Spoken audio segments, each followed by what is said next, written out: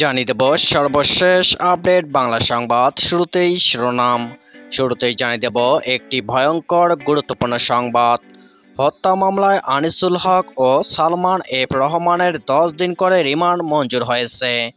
গরম ডিম দেবে এবার দুই শয়তানকে, থাকছে বিস্তারিত প্রতিবেদনে। এরপর জানিয়ে দেব এবার আর শেষ রক্ষা হচ্ছে না খুনি হাসিনার। শীঘ্রই বাংলাদেশে আসছে জাতিসংঘের তদন্ত দল, থাকছে বিস্তারিত প্রতিবেদনে। আরও জানিয়ে দেব ভারতের কাছে যা চাইলেন পররাষ্ট্র উপদেষ্টা, থাকছে বিস্তারিত প্রতিবেদনে। এবং সবশেষে জানিয়ে দেব যারা হেলিকপ্টার থেকে গুলি করেছে ও নির্দেশ দিয়েছে তারা সবাই অপরাধী, হাইকোর্ট, থাকছে বিস্তারিত প্রতিবেদনে। এতক্ষণ শিরোনাম শুনছিলেন, এবার বিস্তারিত। কোটা সংস্কার আন্দোলন ঘিরে সংঘর্ষে এক হকারের মৃত্যুর ঘটনায় হওয়া হত্যা মামলায় সাবেক আইনমন্ত্রী আনিসুল হক এবং সাবেক প্রধানমন্ত্রী শেখ হাসিনার উপদেষ্টা সালমান এফ রহমানের 10 দিন করে রিমান্ড মঞ্জুর করেছেন আদালত। ঢাকা মহানগর গোয়েন্দা পুলিশের ডিবি আবেদনের পরিপ্রেক্ষিতে শুনানি নিয়ে ঢাকার চিফ মেট্রোপলিটন ম্যাজিস্ট্রেট সিএমএম আদালত আজ বুধবার সন্ধ্যার পর তাদের এই রিমান্ড মঞ্জুর করেন। সাবেক আইনমন্ত্রী আনিসুল হক এবং সাবেক প্রধানমন্ত্রী শেখ হাসিনার বেসরকারি শিল্প ও বিনিয়োগ বিষয়ক উপদেষ্টা সালমান এফ রহমানকে কড়া নিরাপত্তায় আজ সন্ধ্যা 6:30টায় আদালতে হাজির করা হয়। এ সময় আনিসুল হক ও সালমান এফ রহমানের বিচারছে ঢাকার সিএমএম আদালত চত্বরে বিএনপিপন্থী আইনজীবীরা মিছিল করেন। আদালতের সেনা ও বিজিবি সদস্যরা অবস্থান নেন। বৈষম্যবিরোধী ছাত্র আন্দোলনের কর্মসূচি চলাকালে গত 16 জুলাই ঢাকা কলেজের সামনে সংঘর্ষে 2 জন নিহত হন। তাদের একজন ঢাকা কলেজের শিক্ষার্থী সবুজ আলী 26 এবং অন্যজন হকার মোহাম্মদ শাহজাহান 26। এ ঘটনায় নিউ মার্কেট থানায় 2টি হত্যা মামলা করা হয়েছে। এর মধ্যে শাহজাহান হত্যার ঘটনায় ইন্ধনদাতা হিসাবে আনিসুল হক ও সালমান এফ রহমানকে গ্রেপ্তার করা হয়। গতকাল মঙ্গলবার তাদের গ্রেপ্তারের তথ্য জানায় ঢাকা মহানগর পুলিশ। ছাত্র জনতার আন্দোলনের মুখে শেখ হাসিনা 5 আগস্ট প্রধানমন্ত্রী পদ থেকে পদত্যাগ করে দেশ ছাড়ার পর তার মন্ত্রিসভার সদস্য ও আওয়ামী লীগের নেতারা আত্মগোপনে রয়েছেন। কেউ কেউ দেশ ছেড়েছেন বলে খবর এসেছে। এর মধ্যে আনিসুল হক ও সালমান এফ রহমানকে গ্রেপ্তারের কথা জানায় পুলিশ। পরে তাদের ডিবি হেফাজতে নেওয়া হয়। জাতিসংঘের নেতৃত্বে বৈষম্যবিরোধী ছাত্র আন্দোলনের হত্যাকাণ্ডের তদন্ত শীঘ্রই শুরু হবে বলে জানিয়েছে সংস্থাটির মানবাধিকার বিষয়ক প্রধান ভলকার তুর্ক। এরই অংশ হিসাবে জাতিসংঘের বিশেষজ্ঞদের একটি দল দ্রুত সময়ের মধ্যে বাংলাদেশে আসবে বলেও জানান তিনি। বুধবার প্রধান উপদেষ্টা ডক্টর মোহাম্মদ ইউনূসের সঙ্গে ভলকার তুর্ক টেলিফোনে এ তথ্য জানান। এ বিষয়টি প্রধান উপদেষ্টার প্রেস উইং পাঠানো এক বার্তায় জানানো হয়েছে। এতে বলা হয়, বিভিন্ন গণমাধ্যমের হিসেব অনুযায়ী বৈষম্যবিরোধী ছাত্র আন্দোলনে 400-এর বেশি মানুষ নিহত হয়েছেন।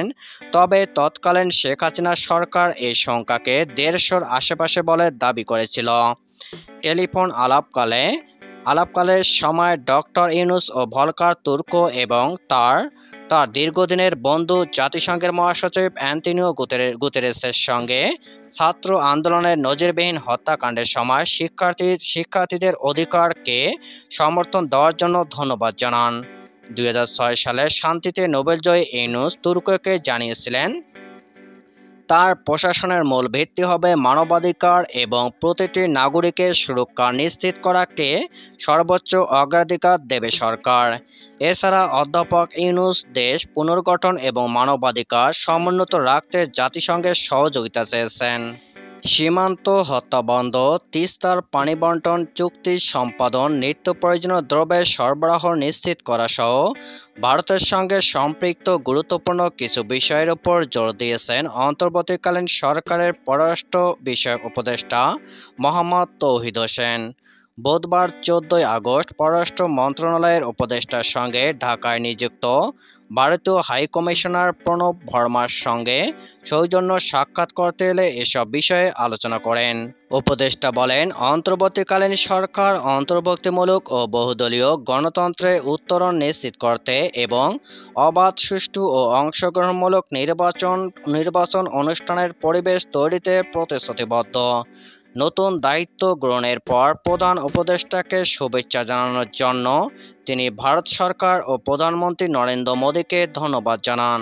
পররাষ্ট্র উপদেষ্টা বাংলাদেশের ঘটনাবলী সম্পর্কে একটি অত্যন্ত অতিরঞ্জিত মিডিয়া প্রচারণার কথাও উল্লেখ করেন। সাবেক প্রধানমন্ত্রী শেখ হাসিনার সাম্প্রতিক বক্তব্য প্রসঙ্গে তিনি বলেন, ভারত থেকে আসা এই ধরনের বক্তব্য দ্বিপাক্ষিক সম্পর্ক উন্নয়নের জন্য সহায়ক নয়। ভারতীয় হাইকমিশনার পররাষ্ট্র বিষয়ক উপদেষ্টা তার নতুন দায়িত্বের জন্য অভিনন্দন জানান। তিনি প্রধান উপদেষ্টার কাছে প্রধানমন্ত্রী নরেন্দ্র মোদীর শুভেচ্ছার কথা উল্লেখ করেন এবং উভয় দেশের জনগণের অভিন্ন আকাঙ্ক্ষা পূরণে আগামী দিনে অন্তর্বর্তী সরকারের সঙ্গে কাজ করার জন্য ভারত সরকারের দৃঢ় ইচ্ছা প্রকাশ করেন। সংখ্যালঘু বাংলাদেশে বিভিন্ন সম্প্রদায়ের শান্তিপূর্ণ সহাবস্থান নিশ্চিত করতে অন্তর্বর্তী সরকারের অঙ্গীকার পুনর্ব্যক্ত করেন পররাষ্ট্র বিষয়ক উপদেষ্টা। যারা হেলিকপ্টার থেকে গুলি করেছে ও নির্দেশ দিয়েছে তারা সবাই অপরাধী বলে মন্তব্য করেছেন হাইকোর্ট। কোটা সংস্কার আন্দোলন চলাকালে গুলিতে 9 শিশু নিহতের ঘটনা তদন্ত ও ক্ষতিপূরণ সংক্রান্ত রিট শুনানিতে বুধবার এ মন্তব্য করেন বিচারপতি শেখ হাসান আরিফের নেতৃত্বাধীন হাইকোর্ট বেঞ্চ। হাইকোর্ট বলেন, বলা যায়, আমরা যারা এই সিস্টেমের সঙ্গে ছিলাম তারা সবাই অপরাধী। বিচার বিভাগীয় তদন্ত কমিশনের প্রজ্ঞাপনে আন্দোলনকারীদের দোষী দেখানো হয়েছে বলেও জানান হাইকোর্ট। এর আগে অ্যাডভোকেট তৈমুর আলম খন্দকার রিটটি দায়ের করার পর শুনানির জন্য হাইকোর্ট থেকে আজকে দিন ধার্য করা হয়। রিটে 9 শিশুর নিহতের বিষয়ে তদন্তের পাশাপাশি প্রত্যেক পরিবারকে 1 কোটি টাকা করে ক্ষতিপূরণ দেওয়ার কথা বলা হয়। সেই সঙ্গে পরবর্তীতে যদি অন্য কোনো শিশু মৃত্যুর সন্ধান পাওয়া যায় তবে তাকেও এই ক্ষতিপূরণের আওতাভুক্ত করা হবে। গত 1 আগস্ট বিভিন্ন সংবাদ মাধ্যমের অংশবিশেষ সংগ্রহ করে রিটটি দাখিল করেন অ্যাডভোকেট তৈমুর আলম খন্দকার। 3 সদস্যের একটি তদন্ত কমিটি গঠন চেয়ে দাখিল করা রিটটি 4 আগস্ট বিচারপতি মোস্তফা জামান ইসলাম ও বিচারপতি এস.এম. মাসুদ হোসাইন দলনের বেঞ্চে উপস্থাপন করা হলে তারা শুনানি গ্রহণ করতে অস্বীকৃতি জানান।